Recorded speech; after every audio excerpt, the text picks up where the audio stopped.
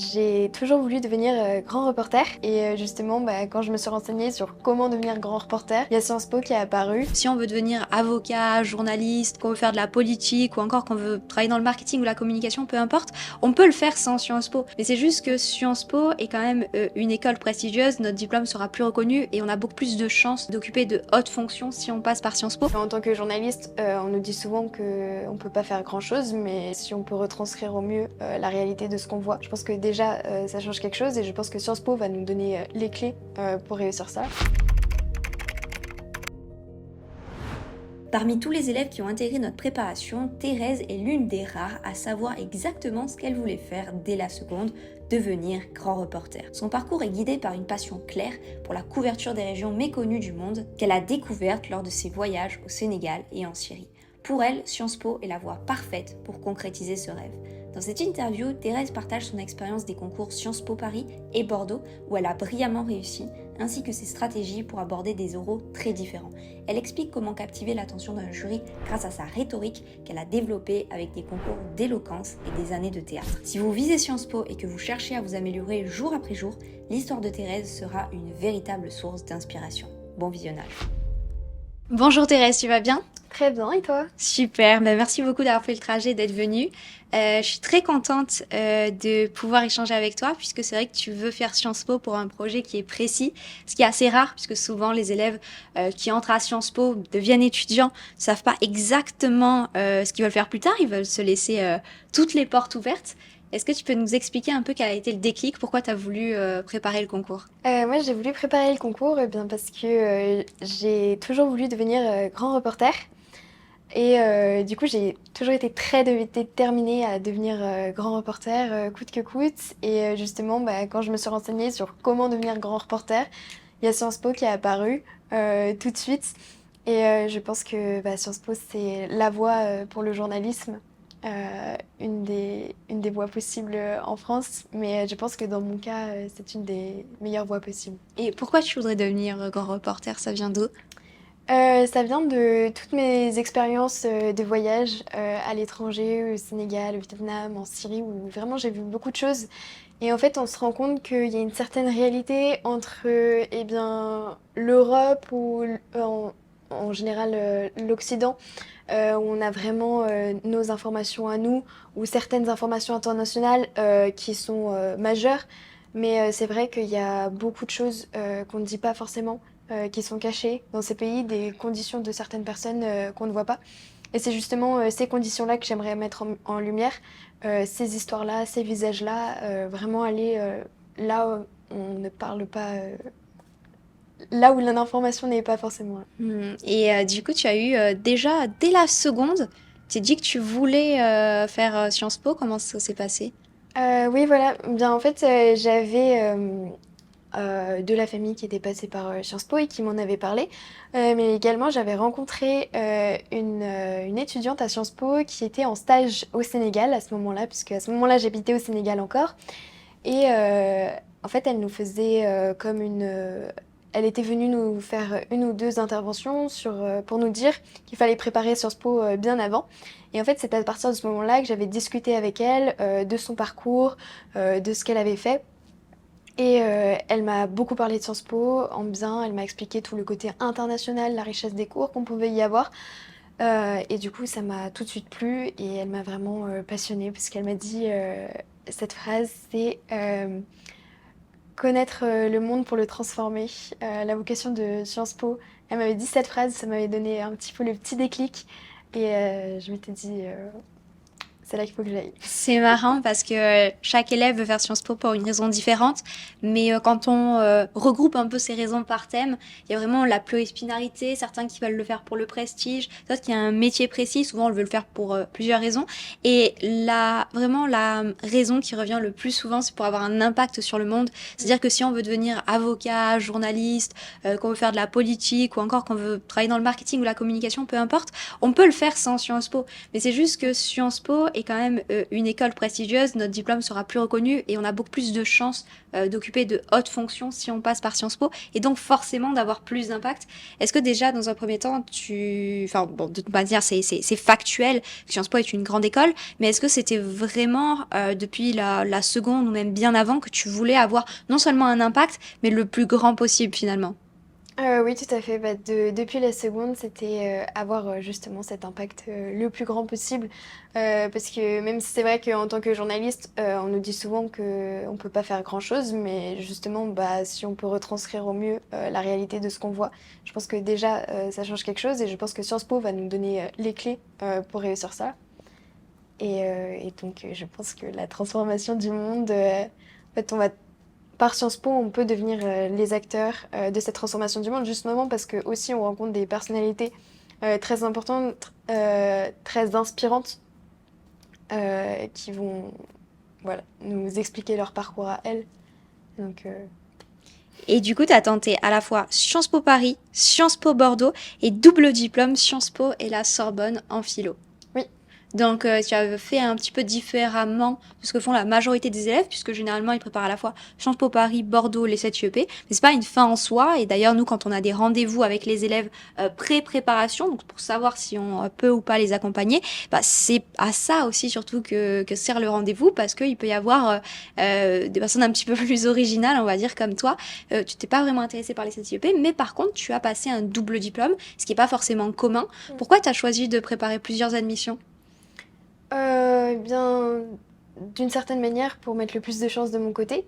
Et puis aussi parce que d'abord, j'avais eu un peu un a priori sur Sciences Po Bordeaux et les 7 UP. Je me disais, oh, ça doit être moins prestigieux ou des choses comme ça, donc je vais moins essayer. Mais en fait, finalement, pour avoir rencontré des étudiants à Sciences Po Bordeaux, eh bien, c'était mais génial. Pour y avoir été au moment de l'oral, j'ai beaucoup aimé Sciences Po Bordeaux. Et c'est vrai que j'avais tenté aussi le double diplôme avec la Sorbonne en lettres, puisque je suis très littéraire et je voulais aussi garder ce petit côté littéraire, cette sensibilité, cet esprit philosophique aussi. Parce que je pense que la philosophie c'est très important et c'est pour ça que j'avais aussi tenté ce double diplôme-là. Du coup, tu as fait beaucoup d'oraux, tu les as tous réussis? Je suis allée jusqu'aux 3 euros. J'ai réussi donc celui de Paris, celui de Bordeaux et malheureusement pas celui du double diplôme. Et c'est vrai qu'à chaque fois, c'était quand même des euros très différents les uns des autres, même si on était sur une base commune, il y avait quand même beaucoup de différences entre les 3 euros. Est-ce que tu peux nous expliquer un petit peu ces différences pour tous ceux qui voudraient justement tenter à la fois Sciences Po Paris, Bordeaux, certains doubles diplômes ou même qui veulent en tenter que un ou deux, mais pour voir un peu que ce soit plus clair où est-ce qu'ils mettent les pieds? Mm. Eh bien, la différence entre Sciences Po Paris et Sciences Po Bordeaux, c'est que l'oral est moins long. Ensuite, Sciences Po Paris, on a le choix entre deux images. Sciences Po Bordeaux, normalement, ça sera dans un carnet. Je ne sais pas si ça se fera aussi comme ça l'année prochaine. C'est dans un carnet où en fait, on a le choix que d'une seule image. Et c'est vrai que euh, pour ma part, j'ai trouvé que les questions de Sciences Po Bordeaux étaient beaucoup basées sur mon expérience, mon ressenti, mon vécu, et les questions de Sciences Po Paris beaucoup plus sur le fond, l'image, même s'il y a aussi eu euh, des questions personnelles forcément. C'était beaucoup aussi axé autour de la culture générale pour Sciences Po Paris. Et pour le double diplôme, c'est vrai que ça a été beaucoup axé sur la littérature et l'art, puisque j'ai été tombée sur une peinture orientaliste. Et en fait, on m'a beaucoup posé des questions par rapport au mouvement littéraire, à l'art, la méthode utilisée, les expressions dégagées du tableau, plus que vraiment la culture générale, la géopolitique pure et dure en fait. J'aime beaucoup quand je parle à l'oral faire créer une espèce de bulle où j'emporte le jury ou la personne avec moi et essayer de transmettre mon énergie, mon enthousiasme. Et c'est vrai que c'est quelque chose que j'ai beaucoup essayé de faire dans les oraux, de me montrer assez enthousiaste, d'arriver à adopter les bons tons pour pas endormir entre guillemets le Ouais, jury, bien sûr. de pas être trop monotone. Et c'est vrai que j'essaye toujours de beaucoup capter l'attention du jury. Est-ce que ça s'apprend ça? Parce que du coup, tu as une très bonne éloquence, c'est très fluide, tu fais des gestes. Est-ce que c'est quelque chose que tu as toujours eu, entre guillemets, ou est-ce que tu as rencontré des difficultés pour acquérir justement cette aisance à l'oral? J'ai fait beaucoup de théâtre et beaucoup de concours d'éloquence dans ma vie, Hmm. donc ça m'a beaucoup aidé, c'est sûr, mais je pense que pour l'oral, c'est vraiment quelque chose qui se prépare. Et c'est pour ça que la prépa, justement, ça m'avait beaucoup aidé sur ce point-là, parce que à chaque fois, en fait, j'ai pu faire des oraux blancs avant chacun de mes oraux, que ce soit pour Bordeaux, Paris, le double diplôme. Et en fait, plus je faisais les oraux blancs, en fait, plus je voyais que j'étais de plus en plus à l'aise avec les questions qu'on me posait, les questions difficiles, les questions un peu pièges. Et en fait, j'arrivais à prendre un peu de recul sur la question et à me replonger dedans. Et je pense que l'oral, c'est vraiment quelque chose qui se travaille. C'est pas, et puis, c'est pas forcément donné à tout le monde d'être très à l'aise, mais c'est quelque chose qui peut totalement s'acquérir avec un petit peu de travail. Je suis totalement d'accord. Et en quoi, du coup, enfin, tu as parlé de comment la prépa t'avait aidé pour les oraux. Sinon, d'une manière générale, bah, déjà avant, pourquoi tu as choisi la prépa des stratèges? Moi, j'ai choisi la prépa des stratèges parce que autour de moi, j'avais pas forcément des moyens de me préparer dans les lycées où j'étais. Et surtout, j'ai beaucoup déménagé. Donc, le format numérique m'a permis de travailler de partout, d'où je voulais.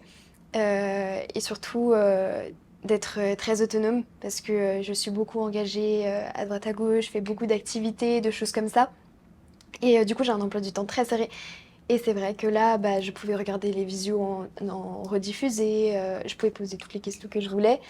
Et c'est pour ça que vraiment j'ai choisi la prépa des stratèges pour son côté 100% numérique, très dynamique. On est beaucoup, c'est surtout aussi quelque chose de très personnalisé pour chaque élève, je trouve, parce qu'on a chacun notre coach. Et puis après, si on a une question, on peut toujours demander. Enfin, c'est pour ça que j'ai choisi Et la t'as dit prépa. que t'avais tendance à procrastiner. Je pense qu'il y a pas mal d'élèves qui ont justement cette tendance. Comment est-ce que la prépa a pu t'aider justement à enlever ce petit défaut?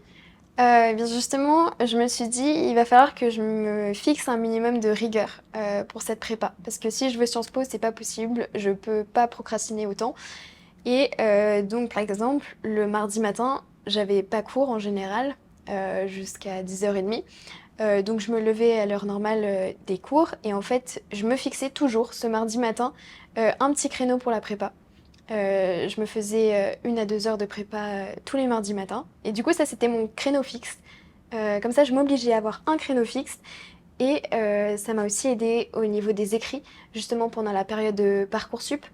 Parce que, en fait, la prépa m'a forcément mis des deadlines pour rendre mes écrits à temps. Et en fait, ça m'a beaucoup aidé parce que du coup, mes écrits étaient tout prêts quand tous les autres écrits pour les autres formations ont été demandés. Et donc, pour cet aspect-là, j'ai pu aborder sereinement ma phase d'admission à Sciences Po par Parcoursup. Grâce à la prépa. Et du coup, tu rentres à Sciences Po à la rentrée. Est-ce que tu te prépares ou est-ce que tu te laisses aller à la découverte? Je me repose. Je pense que c'est important. Après cette C'est grosse année, important. je me repose aussi. Mais forcément, je me prépare aussi un peu mentalement et intellectuellement, puisque on nous a donné une bonne pile de livres à lire. Il y a aussi bah, les livres de la prépa que vous nous aviez conseillés euh, pour Sciences Po, comme 21 leçons pour le 21e siècle Et tu l'as lu? oui, de Yuval Noah Harari. Très, très intéressant et très utile. Je le recommande du coup. Je le recommande à 100% parce que toute mon année terminale, dans mes dissertations, que ce soit en HLP ou en HGSP, chaque fois, j'ai pu parler de 21 À leçons pour le chaque 21e. dissertation? Presque à chaque fois. Il y a Ouais, toujours incroyable. un thème ou quelque chose C'est ça sur que je lequel. trouve vraiment intelligent. Pour moi, vraiment, l'intelligence, c'est pas tout savoir ou avoir des capacités hors normes pour calculer 6 millions, Ouais. virgule, je sais pas quoi, fois je sais pas quoi. C'est vraiment cette capacité à obtenir ce qu'on veut en gaspillant le moins de ressources possible, c'est-à-dire, voilà, on va pas tuer une mouche avec un bazooka. Vraiment cette idée de avoir la bonne pièce du puzzle pour le bon problème. Mm. Et toi, je trouve que t'as vraiment réussi à vraiment bien le mettre en place durant la prépa, à bien recycler les connaissances, que ce soit pour les diverses admissions ou même pour le lycée. Est-ce que c'est un exercice ce que tu t'es exercé un peu à avoir ce côté stratégique, ou est-ce que pareil tu l'as toujours fait et comment en fait des élèves peuvent mettre un petit peu peuvent travailler un peu leur stratégie. Parce que c'est vrai qu'à l'école, on est habitué vraiment à Mm. séparer les matières, Ouais, à exactement. séparer un peu les connaissances, alors que finalement, on peut recycler et c'est ce que tu as fait super bien.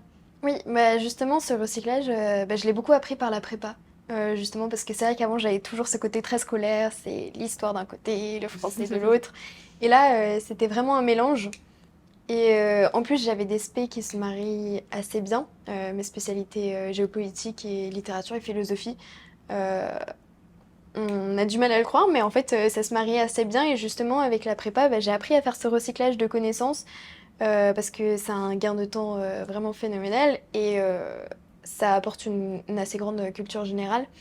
Et je pense que vraiment c'est très important d'apprendre à faire ce recyclage de connaissances pour que ce soit à la fois utile aussi bien pour l'admission de Sciences Po que pour le lycée, que dans la vie de tous les jours. Voilà. J'ai une dernière question à te poser qui, à mon avis, pourra en intéresser plus d'un. Vu que tu as postulé à un campus général, celui de Sciences Po Paris, parce que tu veux devenir grand reporter, la question se pose de ah bah il n'y a pas de campus spécifique sur une zone géographique spécifique, et donc qu'est-ce qu'on peut mettre dans ces écrits? De quoi tu as parlé un petit peu dans tes écrits? Est-ce qu'il y a des petits tips que tu pourrais donner à des personnes qui veulent mettre le campus de Paris dans leurs écrits? J'avais beaucoup justifié le campus de Paris avec des choses qui se trouvent dans la ville de Paris. Hmm. Par exemple, j'avais parlé de l'organisme des Reporters sans frontières, dont le siège est à Paris, justement, et j'avais dit que j'aimerais m'en rapprocher, par exemple, une fois à Paris. J'avais aussi beaucoup parlé des associations qui sont spécifiques au campus de Paris, comme le Journal de la Péniche, par exemple. Et voilà, c'était vraiment sur ces deux aspects, ce qu'il y a dans la ville de Paris et les associations spécifiques au campus, sur lesquelles j'avais beaucoup insisté. Super. Mais en tout cas, félicitations. Je Merci te beaucoup. souhaite vraiment le meilleur à Sciences Po et garder cette énergie et cette joie de vivre. Vraiment, en tout cas, c'est super de pouvoir échanger. Je pense que ça se ressent à la caméra. Merci aussi pour tous tes conseils. Et si peut-être bah, vous êtes un peu, vous reconnaissez dans le chemin de Thérèse, que vous vous dites, tiens, moi aussi j'ai rencontré un peu ces problématiques, ou moi aussi je suis intéressée par le journalisme, ou alors bah, moi aussi je suis intéressée par tel double diplôme ou tel Sciences Po, est-ce qu'ils peuvent te mettre quelques questions en commentaire et du coup peut-être que tu Bien pourras sûr. les aiguiller ou sinon Ouais. on le fera aussi si on peut vous aider. Donc bah, merci beaucoup Thérèse et si vous Merci à avez toi, des Léa. questions, bah, n'hésitez pas à les poser en commentaire, on fera de notre mieux pour vous aider. J'ai toujours voulu devenir grand reporter et justement bah, quand je me suis renseignée sur comment devenir grand reporter, il y a Sciences Po qui est apparu. Si on veut devenir avocat, journaliste, qu'on veut faire de la politique ou encore qu'on veut travailler dans le marketing ou la communication, peu importe, on peut le faire sans Sciences Po. Mais c'est juste que Sciences Po est quand même une école prestigieuse, notre diplôme sera plus reconnu et on a beaucoup plus de chances d'occuper de hautes fonctions si on passe par Sciences Po. En tant que journaliste, on nous dit souvent qu'on ne peut pas faire grand-chose, mais si on peut retranscrire au mieux la réalité de ce qu'on voit, je pense que déjà ça change quelque chose et je pense que Sciences Po va nous donner les clés pour réussir ça.